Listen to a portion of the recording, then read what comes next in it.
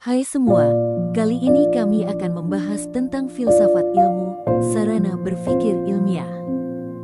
Dalam pembahasan kali ini kita akan membahas berpikir ilmiah secara bahasa, logika, matematika, dan statistika. Di slide selanjutnya ada bahasa. Bahasa memiliki peranan yang sangat penting dalam kehidupan manusia, termasuk kegiatan ilmiah. Kegiatan ilmiah sangat berkaitan erat dengan bahasa. Menggunakan bahasa yang baik dalam berpikir membantu untuk mengkomunikasikan pendapat, pikiran, perasaan kita kepada orang lain. Sebab yang disampaikan oleh pembicara atau penulis kepada lawan bicaranya ialah makna atau informasi pengetahuan. Di slide selanjutnya lagi ada bahasa. Filsafat bahasa mempelajari peran bahasa dalam pemikiran dan realitas. Tokoh utamanya mencangkup Ludwig Wittgenstein atau permainan bahasa atau Gottlob Frege atau makna referensi, Bertrand Russell atau analisis logis, dan Noam Chomsky atau tata bahasa universal, dan Ferdinand de Saussure atau strukturalisme. Mereka berfokus pada struktur, logika, makna, dan bahasa. Di slide selanjutnya ada logika. Menurut Kamus Besar Bahasa Indonesia, logika adalah jalan pikiran yang masuk akal. Sebagai sarana berpikir ilmiah, logika mengarahkan manusia untuk berpikir dengan benar. Dengan logika manusia dapat berpikir dengan sistematis dan dapat dipertanggungjawabkan kebenarannya. Berpikir logis adalah berpikir sesuai dengan aturan yang berlaku, seperti setengah tidak boleh lebih dari satu, berpikir tertib dan teratur sehingga kebenarannya dapat diterima oleh orang lain. Dengan logika dapat dibedakan antara proses berpikir yang benar dan proses berpikir yang salah. Tokoh filsafat logika terpenting adalah Aristoteles yang merumuskan logika silogisme sebagai alat berpikir ilmiah. Tokoh kunci lainnya meliputi Gödel, Tarski, serta filsuf modern lainnya seperti Plato, Al-Farabi, dan logikawan simbolik. Di slide selanjutnya ada logika deduktif. Dikenal juga dengan nama silogisme, adalah menarik kesimpulan dari pernyataan umum atas hal yang khusus. Contohnya adalah kucing suka ikan, itu pernyataan umum. Tom adalah seekor kucing, itu artinya pernyataan khusus. Kesimpulannya adalah Tom suka ikan. Di slide selanjutnya ada logika induktif. Logika induktif adalah kebaikan dari logika deduktif, yaitu menarik kesimpulan dari pernyataan yang bersifat khusus menuju pernyataan umum. Kesimpulan induktif bersifat probabilitas atau mungkin benar, bukan kepastian mutlak. Contohnya adalah suhu udara di pegunungan Dieng dingin, suhu udara di Gunung Lawu dingin, suhu udara di Gunung Semeru dingin. Kesimpulannya suhu udara di semua gunung dingin. Di slide yang selanjutnya ada sarana berpikir ilmiah berdasarkan matematika. Bahasa sebagai alat komunikasi verbal mempunyai kelemahan karena tidak semua pernyataan dapat dilambangkan dengan bahasa. Untuk mengatasi kelemahan tersebut, kita dapat menggunakan matematika.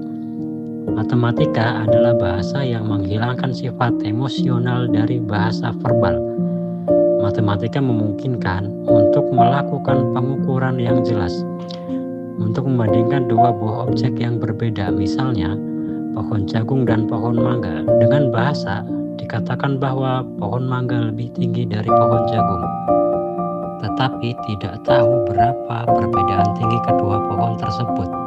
Nah, dengan matematika, maka perbedaan tinggi kedua pohon tersebut dapat diketahui dengan jelas dan tepat. Misalnya, setelah diukur, tinggi pohon jagung hanya 100 cm dan tinggi pohon mangga 300 cm. Maka dapat dikatakan bahwa pohon mangga lebih tinggi 200 cm dari pohon jagung. Dengan matematika, kita jadi bisa mengkomunikasikan dengan jelas dan tanpa emosional, karena berbicara menggunakan data. Untuk tokoh filsafat dalam matematika adalah para pemikir yang menghubungkan konsep abstrak, logika, dan struktur alam semesta, seperti Pythagoras, geometri atau bilangan, Euclid atau aksioma, René Descartes, geometri analitik, dan Al-Khwarizmi atau aljabar. Mereka memandang matematika bukan sekedar hitungan, melainkan dasar rasionalitas dan realitas. Selanjutnya ada statistika. Secara etimologi, kata statistik berasal dari bahasa Latin yaitu status, yang berarti keadaan. Pada mulanya, kata statistik diartikan sebagai kumpulan keterangan atau data, baik yang berbentuk angka, data kuantitatif, maupun yang tidak berbentuk angka atau data kualitatif. Namun, pada perkembangannya, arti kata statistik hanya digunakan dengan keterangan yang berwujud angka atau data kuantitatif. Statistik digunakan untuk menggambarkan suatu persoalan dalam suatu bidang keilmuan. Maka dengan menggunakan statistika, masalah keilmuan dapat diselesaikan. Suatu ilmu dapat didefinisikan dengan sederhana melalui pengujian statistika, dan semua pernyataan keilmuan dapat dinyatakan secara faktual. Statistika merupakan sarana berpikir yang diperlukan untuk memproses pengetahuan secara ilmiah. Sebagai bagian dari perangkat metode ilmiah, maka statistika membantu kita untuk menyimpulkan karakteristik suatu kejadian secara data dan bukan terjadi secara kebetulan. Beberapa tokoh filsafat dan ilmuwan yang memiliki latar belakang filosofis kuat berperan penting dalam meletakkan dasar-dasar statistika. Di antaranya Gottfried Achenwell, Blaise Pascal, Saint Francis Galton, Karl Parson. Tokoh-tokoh ini berperan penting dalam evolusi statistika. Dari beberapa penjelasan tadi, dapat disimpulkan bahwa sarana berpikir ilmiah merupakan alat untuk membantu kegiatan ilmiah dalam berbagai langkah yang akan ditempuh agar memperoleh pengetahuan dengan benar. Bahasa merupakan sarana mengkomunikasikan cara berpikir sistematis dalam memperoleh ilmu. Tanpa kemampuan berbahasa, seseorang tidak akan dapat melakukan kegiatan ilmiah secara sistematis dan benar. Logika sebagai sarana berpikir ilmiah mengarahkan manusia untuk berpikir dengan benar sesuai dengan aturan yang berlaku.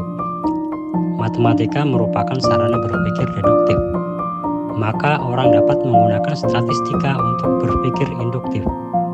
Berpikir deduktif dan induktif itu diperlukan untuk menunjang kegiatan ilmiah yang benar. Sekian dan terima kasih, sampai jumpa.